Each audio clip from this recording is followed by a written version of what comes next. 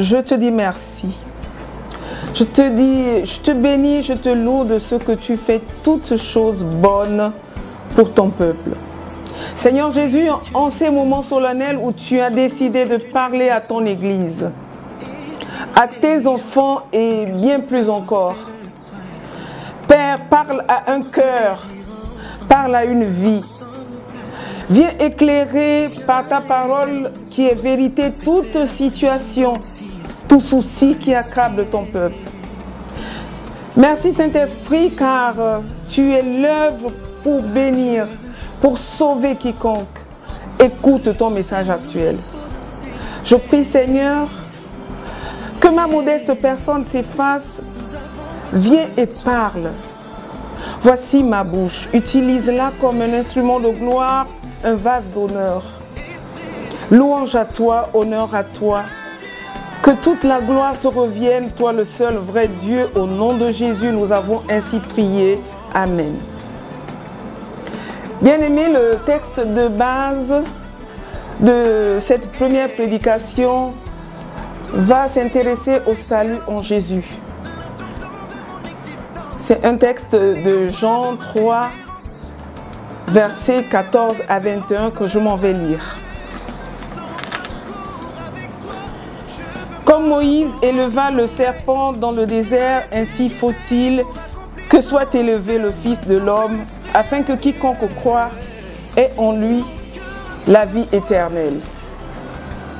Car Dieu a tant aimé le monde qu'il a donné son Fils, l'unique engendré, afin que quiconque croit en lui ne se perde pas, mais ait la vie éternelle. Car Dieu n'a pas envoyé le Fils dans le monde pour juger le monde, mais pour que le monde soit sauvé par son entremise. Qui croit en lui n'est pas jugé, parce qu'il n'a pas cru au nom du Fils unique engendré de Dieu, et tel est le jugement, la lumière est venue dans le monde, et les hommes ont mieux aimé les ténèbres que la lumière, car leurs œuvres étaient mauvaises. Quiconque en effet, comme le mal, est la lumière et ne vient pas à la lumière, de peur que ses œuvres ne soient démontrées coupables. Mais celui qui fait la vérité vient à la lumière, afin qu'il soit manifesté que ses œuvres sont faites en Dieu. Parole du Seigneur. Nous rendons grâce à Dieu. Bien-aimés, nous venons de parcourir ces versets du livre de Jean. Qui est Jean? C'est ce disciple de Jésus-Christ bien particulier. Dans la Bible, Jean a écrit l'évangile de Jésus selon Saint Jean. Il a écrit 1 Jean, 2 Jean, 3 Jean et Apocalypse ou Révélation. Jean a donc écrit 5 livres dans le Nouveau Testament. Jean était aussi le disciple que Jésus aimait le plus. Il eut même le privilège de se coucher sur la poitrine du Maître à l'écoute des battements de son cœur, voyant tous, même qu'au plus fort de son agonie, à la croix, Jésus-Christ a dit à Marie, sa mère, « Femme, voici ton fils. » Et s'adressant à Jean, il lui dit, « Fils, voici ta mère. » Jésus décide ici que Jean le remplace au nombre des enfants enfantés par Marie. Dans notre texte, Jean nous enseigne que notre salut ne réside qu'en Jésus-Christ. Essayons de comprendre ensemble comment le salut ne réside qu'en Jésus-Christ dans notre présent message. Bien-aimés, l'homme est une créature du paradis. Il n'est pas fait à l'origine pour cette terre. Nos premiers parents ont péché et ont été chassés du paradis à cause de la désobéissance. La mort est rentrée dans le monde. L'enfer qui était réservé seulement pour le diable et ses anges est maintenant ouvert au genre humain. Il n'y a pas que nos ancêtres qui ont péché. Il est écrit, car tous ont péché et tous sont privés de la gloire de Dieu. Nous le retrouvons dans Romains 3, au verset 23. Et aussi, pas un n'est juste, pas un seul. La référence est Romains 3, verset 10. Nous péchons en pensée, en parole, par action et par omission. Dans Galates 5, les versets 19 à 20, on trouve ceci. Or, on sait bien que tout ce que produit la chair, fornication, impureté, débauche, idolâtrie, magie, discorde, jalousie, emportement, dispute, dissension, scission, sentiment d'envie, orgie, ripaille et autres choses semblables. Bien-aimés, mettons une virgule à ce passage. Et regardons quelle est notre réalité par rapport à ce que l'Évangile nous enseigne. Que faisons-nous dans nos groupes diocésains? Quel accueil nous offrons aux nouveaux arrivés? Comment nous nous comportons avec ceux qui à un moment ont une foi qui faiblisse? Bien-aimés, avec nos semblables, nous faisons exactement comme le dépeint Jean 3, les versets 14 à 21. Nous manquons d'amour, nous sommes hautains, nous jugeons, nous calomnions, nous sommes prêts à médire sur le comportement de X, sur le comportement de Y. Mais le Seigneur nous demande, le Seigneur nous commande même de mettre plutôt de l'amour à la place du jugement, de mettre plutôt de la compassion à la place de l'orgueil, de mettre beaucoup d'amour, une bonne dose d'amour à nos semblables. Bien-aimés, la parole est claire. Ceux qui pêchent iront dans le feu qui ne s'éteint pas, en enfer. Paul dit, je vous préviens, comme je t'ai déjà fait, je l'ai déjà fait, que ceux qui commettent ces fautes, là, n'hériteront pas du royaume de Dieu. Il est encore écrit que le salaire du péché, c'est la mort. La mort ici, c'est la séparation de Dieu d'avec l'homme. L'homme est jeté dans les temps du feu. Bien-aimé, le salaire du péché, c'est la mort, mais l'homme est précieux pour Dieu. L'homme est ce qui représente lui-même, c'est-à-dire Dieu. L'autre en face de nous, c'est Dieu devant notre face. C'est Dieu. C'est cet amour débordant. Bien-aimé, devant l'adoration des démons, le sang qui coule lors des sacrifices humains, des genres, des avortements,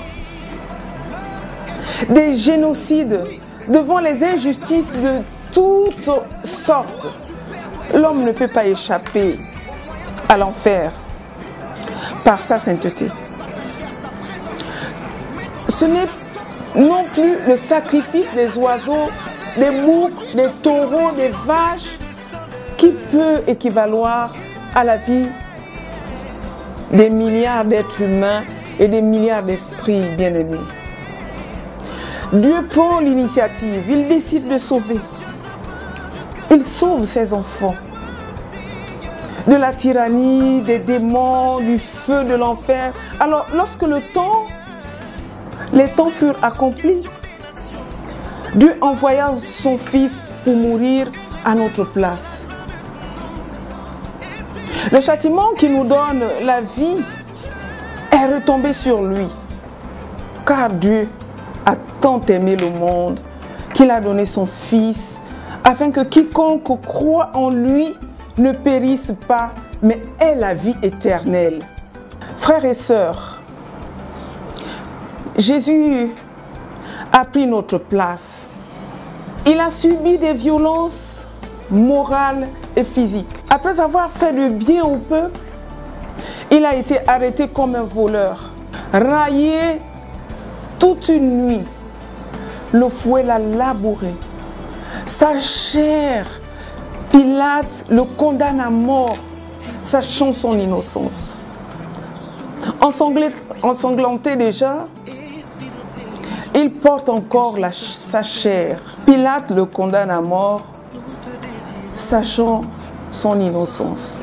Il porte une lourde croix. Les péchés de l'humanité, le Fils du charpentier est cloué sur un bois froid. Bien-aimé, il réclame un peu d'eau, on lui donne du vinaigre.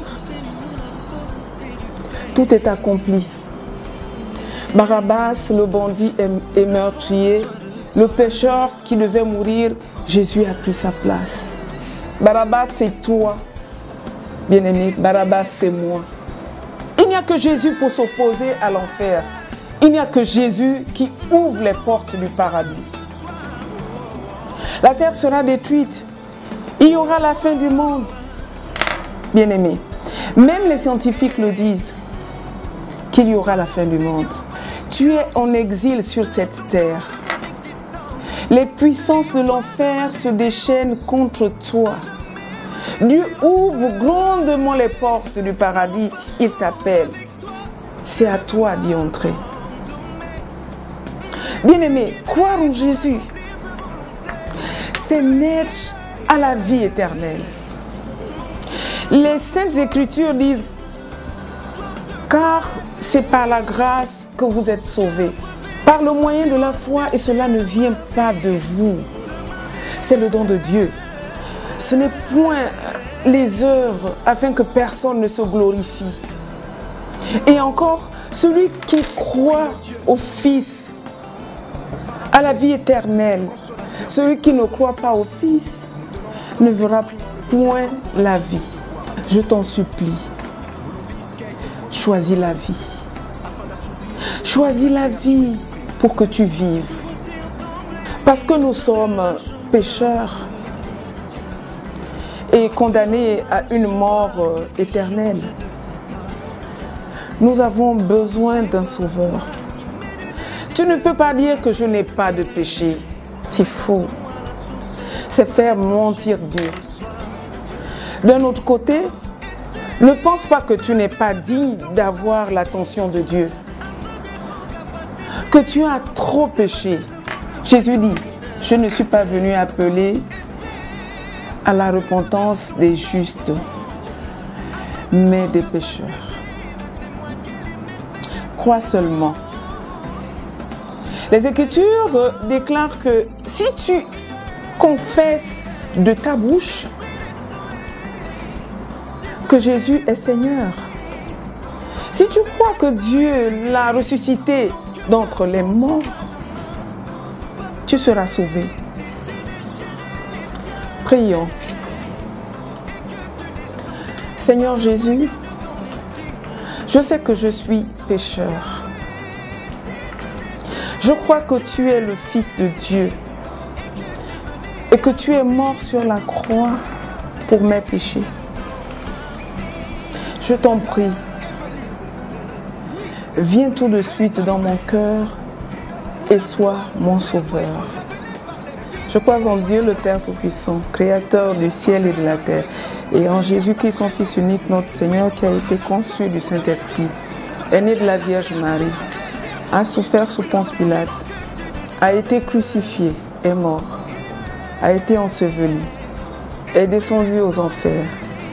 Le troisième jour est ressuscité des morts, est monté aux cieux, est assis à la droite de Dieu le Père Tout-Puissant, d'où il viendra juger les vivants et les morts. Je crois en l'Esprit Saint, à la Sainte Église catholique, à la communion des saints, à la rémission des péchés, à la résurrection de la chair, à la vie éternelle. Amen.